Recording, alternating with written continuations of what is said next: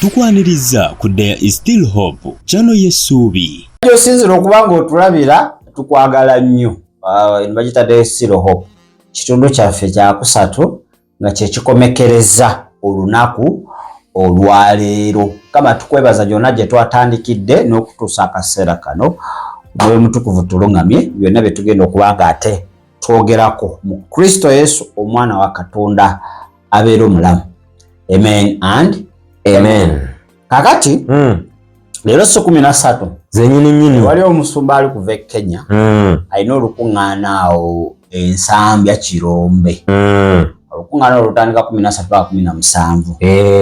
lwe lunaku olwaleero wekiri omusumba bamuyita Ezekiel Odero agala kubeera muno naye wa byamagero nnyo wa mirako nnyo nkitwala kusabira abantu biki ebyo so manyi bannayuganda n'ensi endala are so desperate. Ekituufu nnyo tulaba omuntu omupya ng'ayingiddewo tulowooza amafuta gonna oyo yagakola ki yabaagalina nga muteekawo ebiwalaata nga bakiteekako ekiwalaata kinyirira batakuteeka owulira ng'ofa owulira bubi kakati oyo omusumba ali kujja mu ggwanga erya Uganda ewaffe wano era ku luseedi eyo etandika leero 13 komekeza 17 zizo okubeera Sunday almost 4 days ezo banaku nga nnya ali mu ggwanga Uganda wekiri tukulabula nga bukyali tukulabula tomala gazunga oyinza okugwa mu bikopo byotamanyi sigala waka tulako ewuwo mwagala ebyamagero nnyo n'ebijjo baleetera obuzibu musigale atubakubawo temutugobera naye ku channel yaffe oluzungu abaliko bamanyi Odero kyeki omanyi ni mu bulango bwawe bakozesa nnyo Odero oteekamu Ezekiel baba balabuka kakalo Ezekiel oyo ojjukira ekyali e Kenya Nsomba Makenzi nkijjukira bwe yatigumbula abantu babatwala eri Yesu kati yali linked oyo era yakwatibwa akubeera authorities zakolaki zamujjereza nezimuleka anti talina musango bamukonjera pulira naye tumanyi nti authorities z'ensi weezo ezo zibimunabwezityo oluusi alina bamugamba talina talina ne bagamba akolaki alina ne bagamba alina naye eyo mubeere beegendereza nnyo n'amaanyi naddala eyo e Kenya Odero Owoli Nkanga n'abalala olina okubeera beegendereza ennyo obulango bwatambudde nnyo bakulaga ebyamaanyi byazaakola ebyekicupuli ebijingirire effe twamwaniriza wano Uganda nakunya abasumba ne bamwaniriza ate kati yazze mu kibira ate manyi yazze ku bubwe yazze ku bubwe oyo kati gasobola bw'osooka okuva e Uganda n'ogenda e Kenya n'okola olukuŋŋaana era tekisoboka asobola tolina nawe otandikira kitegeeza nti wabaawo e Kenya wali abaagenda okituulamu akikuzanyire gwe bayita host host gyali kali nawe ne Uganda host wali wano pulira era ye yamuyise ajje bwawe ku bannabuganda essuubi n'ebyamagero babifuneko ngo bigenda kubwatuka ng'emberenge wali ewa Ensambya Ekirombero naye ffe tukulabudde nga bukyali pulira gendayo ku lulwo mperya ku kase ebinaddirira ojja tubuulirako kakopi ojja tawanya abasumba bo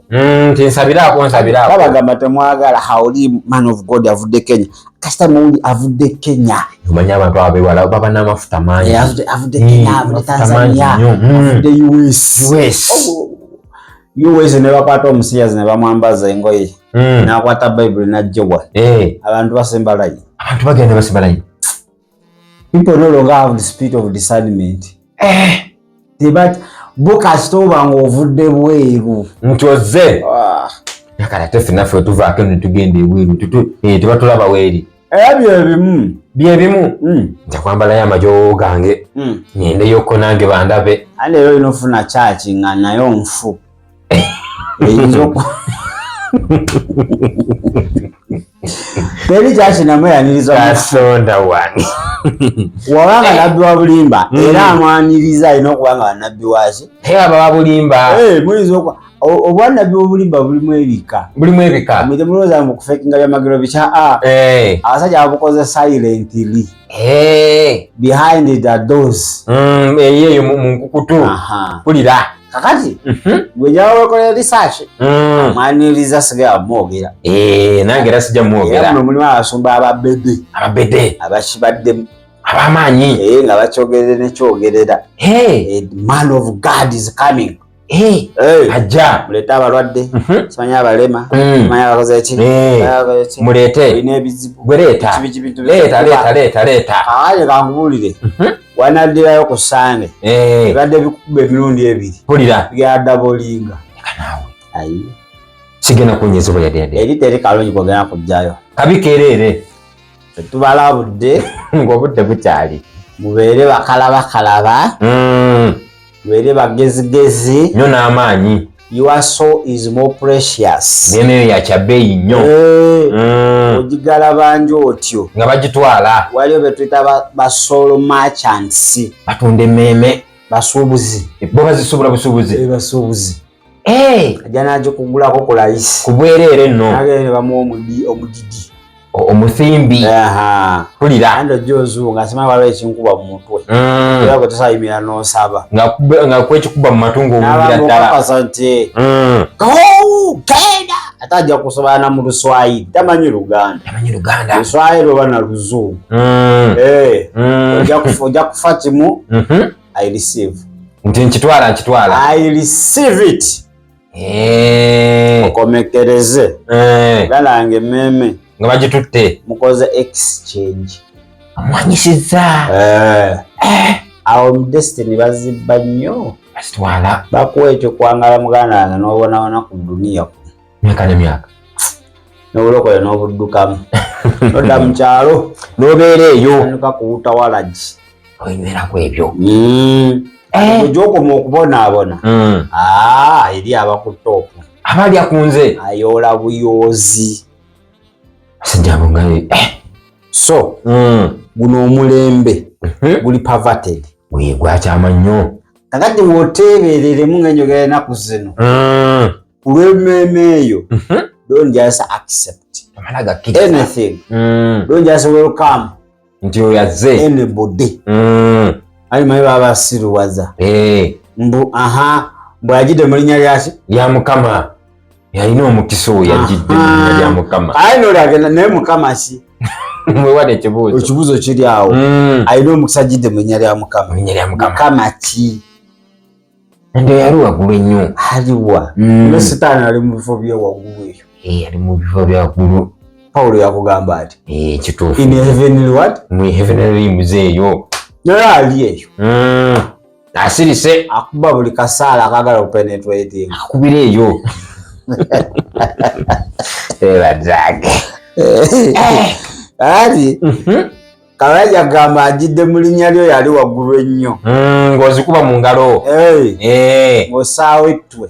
nga bali weeweeta nga bali kubako bati nga bali kunaazaamu magezi ogenda okuddamu amagezi mafuta abakusiiga bye bakusiiga muganda wange ojja kukwasako ena okyaniriza mu bulungi ojja kwejjusa kyakutwala ku crusade kale wali nga sinagenda njira yali kale kuno Setaani yatidde Saala gye bampadde nga kyake ennaku zino omusajja wa Mukama oyo eno Saala ekola ate bajja bagabira amanamba kuba ate manyi balina engeri gye batugambamu nti w'osaba ebintu n'ebyonooneka kitegeeza Mukama ali mu kukola bakafa those are kicks of a dying horse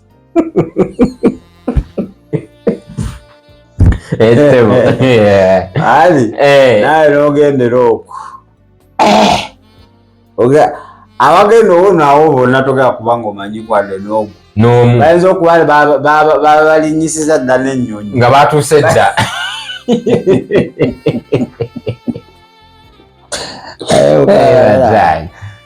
buli omulembe oba onoonya byamagero ojja kugwa amagero ng'ojja okwewonya naawe oguwulire aguvudde mu kizikiza kuzitoowerere. sitaani amanyi kati saa zino abantu amatu gye gali n'amaaso ebyamagero healing kuwonyezebwa deliverance kusumululwa miracles n'ebyamagero signs and wonders obubonero n'ebyewuunyisa ebyo prophecy obunabbi yogedde ku bunabbi. saa zino ngulaga otandika ekyaki ejjula eki mu bwangu nnyo jangu nga oli nabbi agula naye jangu agayenze ndi tica ow'ekigambo ekyobulamu muganda wange ojja kukola live ng'olina kaaba ate n'owokubiri avaako waddako akulima n'okulima mbu netwaka enombe kuba agendako okwebyalayo baba mulaguddeko ogenda kukola kyaki obutebe bukutunulire buti naye oluganda tubuulire jabeeramu 2 3 n'owo tajja kubeera embuzi mwe ziyingirira nti zirabye kyaki tajjula mbuzi kuyingira nkoko naye ng'abantu baganyi nkoko leerega wawaati etuulira ekigambo kyakatonda atongera oluwangazi ku Christmas ejjase nkugambe okitegedde nkitegeera teekawo nti baka ojja kufuna mu bungi nnyo kiikyo kigwire take it receive it nampaka I receive man of God ndaba omwaka ogujja ndaba n'ogujja wegujja nti ndaba kati ogujja kama ndaga amagenda go gali gali bwe gati tabutisi gati babuti bigati obulamu eki kimu gasigire ensigo gakole bulungi obesige yakola nati gimusanze simanyi nakumanya ensigo yeyanguya ensigo yeyanguya tetubalabudde nantabuulirirwa yasaabala gwa bbumba bababuulira waboobwe nange nga naawe okutuuka omwavu ng'okolaki okunkumula okutu akati bw'obadde tomanyi owulirayo mukwano gwo ba mugandawo ng'omukubira nti oli waati tugenda abali nsambya ate ki man of God yavudde Kenya ogambe kyuka waka paka bwayise ddayo nje nkwagala genda kunoonya by'otaasobole ettebo naye aleeze kyenkugamba omuntu agenda obeera wali bayitirivu abantu amatu galimu obuyinja n'owobuulira abantu amatu galimu obuyinja mala budde okanda bbaga baagagula eri esitaali naye eri Katonda ebiro bino ekintu kyolina esooka okwesonyiwa ebyo ebintu ebyentayisinga ebyo magero biki ebyo kituufu nnyo byesonyiwe kalira wooli nywera noonya Katonda nga ggwe zimbe emiteri wonoozimba enkolagana ne Katonda ebyamagero mmere nnyo he has to feed you kituufu nawe olina omwana ewaka bagaye obuvunanyizibwa bwa mwana okugenda ogula emmere nedda mwana myaka 2 byabimanyi mutolina sente oba onyuba tolina oba weewola yinja ayagala kulya wakubanga alina enkolagana naani naawe ne taata kati gulinde guweze emyaka 2 nga tegulina nkolagana naawe gaba gufa gufeega akita gukuzi kati bibamu abalokole we don't have a relationship tulina kubanga baana kituufu naye onookula maaso ga Katonda enkolagana beefuna ojja genda opoote ali ojja mulanga mwenkana ng'osobola n'omukolekitinga nti taata nedda bino ebyawandiikibwa bino bakyamyamu okusinga kubikkulirwa kw'ennina wano kyandibaddewo ekiti tubalabye bangi abawandiise ne Bayibuli oluganda luno baalwewulamukko kakati kirina kuba bwe kiti okitegedde so kama akuyamba ogulwa amaaso ag'omwoyo n'amatu ag'omwoyo mulisibwe labe gy'olaga otherwise wonoobeera mu kizikiza bagala tutwala n'abasamize bajjo wano bagambe omusajja ow'amaanyi oyo Mukama amukozesezza mu kumbe mukama wamukozesa mukuloga azze ogenze anti mwagala osiga osige woti kanange jakungula chachu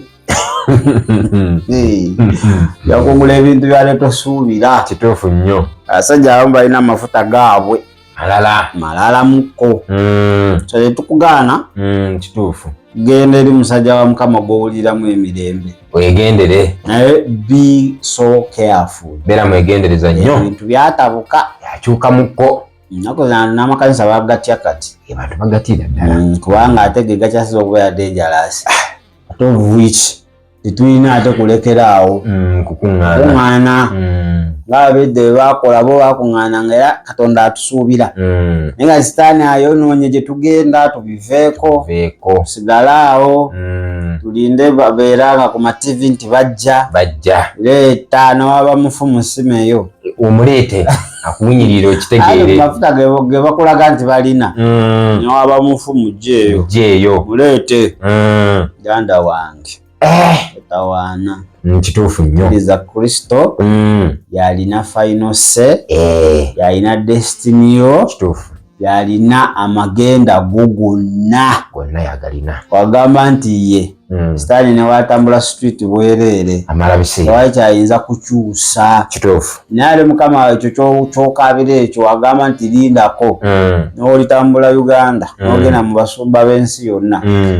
no one can change God's decision era kiwe kiri kati gwebeera nkolagana naye ojja kumanya nti kino Katonda akiganye kituufu okite okiveemu naye okiremerako awo sitaani waayitira n'asika amatuugo mpola paka kana ng'okoze eki nga batutte ng'obuze kale batana bakuwa Kristo obulamu bwo muganda wange wakeerewa dda bayinza n'okutwala nga tomanyi wakeerewa dda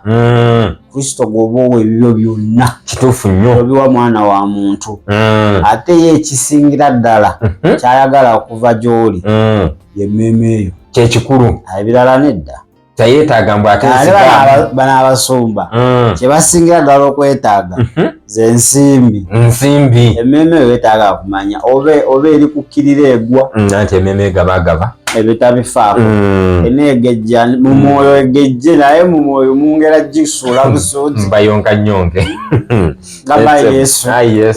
olwaleero nkukkiriza era omulokozi wange era mukama w'obulamu bwange negana sitaani ebikola bye byonna njatula n'akamwa kange nenzikiriza n'omutima gwange ndokose amiina kiwedde naye toyitawa nsambya omukkirizo ojja kukomekereza nga bamututte ate omwoyo bagunyaze okimanyi nti you are the one to determine ani afuga emmeeme eyo ekituufu nnyo ekyo kyogerako decision yiyo gugwe osalawo ayo oba liwadde Yesu atomala newekuba engalike gwomanyi ate nogaa ate sitaani ebyo biri express nkamala okuyita ebyeno naddanga birwa ebala express zikagwirawo gana kagwirawo adi kagwirawo eri newo ne kagwirawo kagwamu lumu kagwamu saawa eyo saidi zombi oza kagwirawo okuva wooli newuwo waliwo kyolina omuwa ekigwirawo eri kaba kagwamu neno nga kagwamu ate kaza nosooka okugwamu ewogende kanagwamu nakasigaza Katonda wange kale twagaza olunaku olungi jasisinkana olunaku lujja kubeera lwanca lujja kuba lunaku lwakuna